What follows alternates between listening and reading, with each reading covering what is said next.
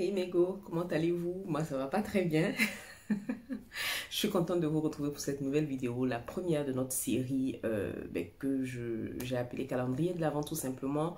Euh, je me suis donné le pari de réaliser 24 vidéos jusqu'au 24 décembre, comme un calendrier de l'Avent. Et je voulais commencer par une vidéo un peu plus intimiste, un peu plus tranquille, où on pourra parler de choses et d'autres en tant que devant vous. Avec mon petit café, j'ai pas d'infusion aujourd'hui. J'ai ma petite bouteille d'eau à côté, ça s'entend. Je commence à être un peu prise à la gorge parce que la semaine dernière a été compliquée entre le mari qui est un peu malade, les enfants, ma grande avait, ou du moins elle est poussée à de fortes poussées, comment on peut dire ça, de fièvre suite à un mal de dents. Donc j'ai été aux urgences deux fois déjà et j'ai rendez-vous demain mercredi. Quoi d'autre? Ma petite a des poussées dentaires là pour le coup, ses dents poussent et du coup ben, elle me fait des bronchites. Donc j'ai trois enfants et c'est seulement sur mon troisième enfant que je me suis rendu compte que les enfants pouvaient faire des bronchites dentaires. À chaque fois qu'elle a une dent qui pousse, elle fait une bronchite tout simplement. Donc comment vous dire qu'en ce moment c'est la joie et forcément avec tout ce monde malade autour de moi, ben ça n'a pas raté. Moi aussi je commence à être malade mais c'est pas grave. Je voulais vous entretenir de quelque chose de qui me tient à cœur. Vous avez dû voir le titre de la vidéo, c'est "Et si tu étais un peu plus égoïste?" Donc attention, quand je parle d'égoïsme, je parle pas de tu t'en fous de la terre entière, non. Je parle d'égoïsme positif, en tant que maman, en tant que femme. Si vous ne le savez pas, j'ai lancé ma première formation. Donc elle est essentiellement consacrée à des futures mamans et des mamans. Parce que sur le marché, il y a déjà pas mal de collègues qui font des accompagnements pour des femmes qui ont envie de retrouver une belle peau et tout. Mais moi, je voulais vraiment me spécialiser parce que je me suis rendu compte que même quand je fais des coachings individuels, il y a vraiment cet attrait-là avec les mamans. Je me sens beaucoup mieux avec les mamans.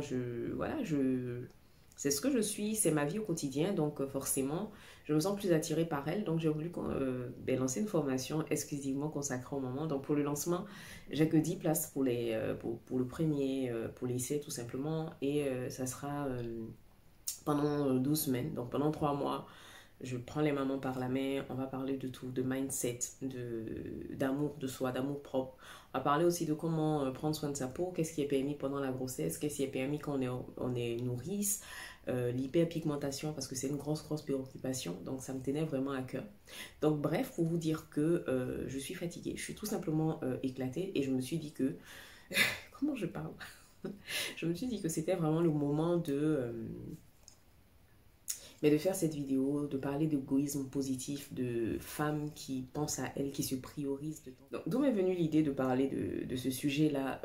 Pendant mes accompagnements, je me suis rendu compte que nous sommes nombreuses les mamans à être débordées, les mamans à se faire passer après tout le monde. C'est-à-dire que dans la vie de famille, on se dit, ben, c'est moi après quoi. C'est jamais le mari, les enfants, on se dit, voilà, même quand on en... Prenez un exemple tout simple, même quand vous avez envie de vous acheter quelque chose, je sais que la majorité des mamans, pas toutes, mais la majorité des mamans se dira, ah, je voulais m'acheter un sac ou même un truc banal, mais quand on arrive sur le lieu ou sur le moment, on se dit, il manque un pantalon aux enfants. Non, mais je peux prendre un paquet de couches en attendant. Je dis pas qu'il faut plus s'occuper de nos enfants, mais je dis que de temps en temps, il faut penser à nous. C'est pas parce qu'on est maman qu'on n'est plus une femme. C'est pas parce qu'on est maman qu'on n'a plus le droit de rêver, qu'on n'a plus le droit de se faire plaisir et qu'il faut se faire passer tout le temps après.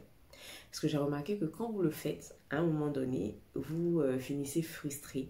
Vous en voulez à tout le monde, vous en voulez à la terre entière et c'est pas ce qu'on attend d'une maman tout simplement. Vous avez besoin de vous prioriser, vous avez besoin de prendre du temps pour vous. Vous avez besoin d'être égoïste de temps en temps et puis se dire, mais aujourd'hui, stop, c'est mon moment, je profite, je prends soin de moi, je me priorise. Pour ma part, la prise de conscience est arrivée quand je crois que c'est après mon deuxième enfant, parce que j'ai commencé YouTube à peu près à cette période-là. J'ai commencé les raisons en général à peu près après cette période-là. Parce que je me suis rendu compte en fait que j'avais besoin de quelque chose, d'un espace où j'étais quantifiée. Donc je n'étais pas la femme de Monsieur Pira, où je n'étais pas la maman d'Heidi, je n'étais pas la maman de Jarod, j'étais juste anti-fouet. Et cet équilibre-là, moi, je l'ai trouvé grâce au réseau, grâce à mes partages sur YouTube, à mes partages sur Instagram, petit à petit, je me suis rendu compte que c'était mon univers tout simplement, ce qui me définissait, une partie de ce qui me définit parce que voilà, j'adore ma famille, voilà.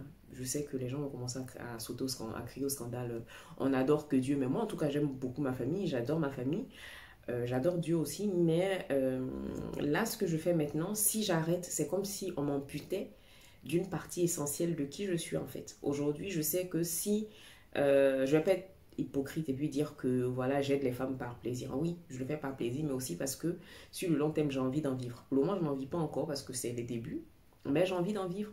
Mais d'un autre côté, au-delà même du côté matériel et tout, c'est un réel bonheur que d'accompagner des femmes au quotidien. Quand moi j'ai des retours. Là, par exemple, j'ai commencé avec une maman, une jeune maman, qui a sa fille qui est née le 6 octobre comme Anya, mais qui a, je crois, c'est même pas je crois, la petite elle est née le 6 octobre 2021, moi ma fille elle est née l'année dernière. Et ça m'a touchée. La dernière fois on échangeait en début de semaine, parce que je lui ai fait parvenir ses soins de chez Ilien et tout. Et elle me disait, elle m'envoyait un message où elle me disait que voilà, au niveau de sa peau, ça commençait à aller mieux et que son chéri avait même remarqué que les taches s'étaient atténuées. Mais ce jour-là, je revenais des urgences avec ma fille. J'étais tellement fatiguée. Et puis, je voyais mon mari souffrir parce qu'il a une grosse grippe et tout. Anya n'a pas arrêté de pleurer tout le temps. Voilà, j'en pouvais plus, les épaules et tout. À force de la porter, j'étais à bout de souffle. Et j'ai pas manqué de lui dire. De lire ton message, ça m'a fait du bien parce que voilà, c'était une journée compliquée, comme dans la vie de n'importe qui où voilà, tu vois le mari malade, tu peux rien faire pour le soulager parce que c'est une grippe. À part prendre du Doliprane, prendre quelque chose de chaud et attendre que ça passe, tu peux rien faire de plus. Tu as ta fille mais qui pleure toutes les larmes de son corps parce qu'elle a la dent qui est voilà, qui lui fait mal tout simplement. Et puis moi, je sais, j'ai eu des douleurs dentaires pendant ma grossesse, donc je sais comment ça peut être douloureux. Et puis tu as ton bébé qui a besoin d'être assuré parce qu'une poussée dentaire, c'est pas agréable, donc il est tout le temps dans tes bras, mais tu es fatigué quoi. Mais de lire son message là, à la fin de la journée, ça m'a fait énormément de bien.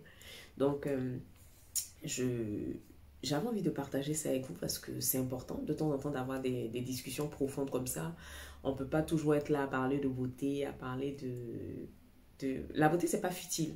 Les soins, c'est pas futile, mais de temps en temps, des discussions profondes aussi, c'est important pour créer du lien et puis pour montrer que c'est une vraie personne derrière tout ce qu'on... Toutes les femmes à être égoïstes un peu de temps en temps. Attention, je vous ai pas dit de plus vous occuper de vos enfants, de vos maris. Hein. S'il n'y a pas de mari aussi, c'est pas grave. Chacun choisit son style de vie.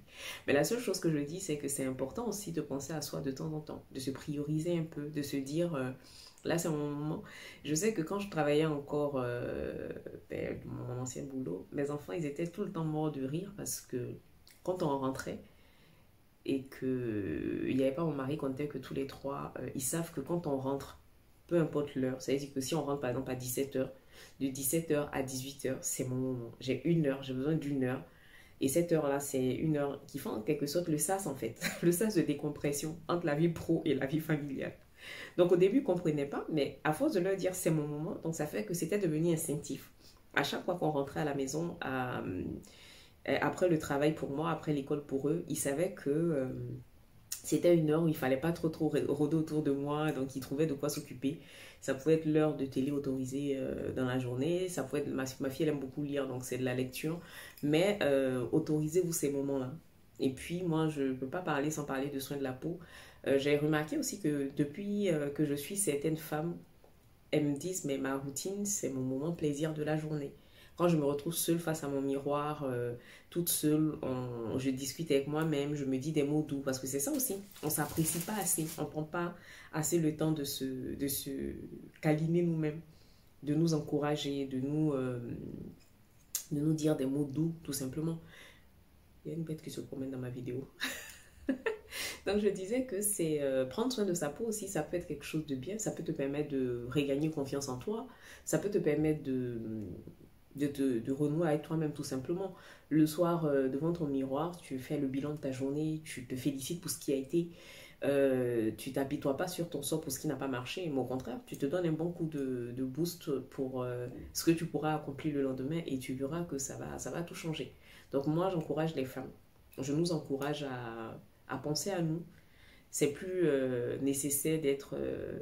ça y est, il y a un moment, il y avait un hashtag qui se promenait un peu, hashtag la bonne femme africaine, où on disait que pour être bonne, une femme africaine doit souffrir, elle doit se faire passer après tout le monde, T'es pas une bonne africaine quand tu fais pas à manger, quand il n'y a pas à manger sur la table, quand tu donnes pas, tu sers pas limite à genoux la nourriture à ton mari.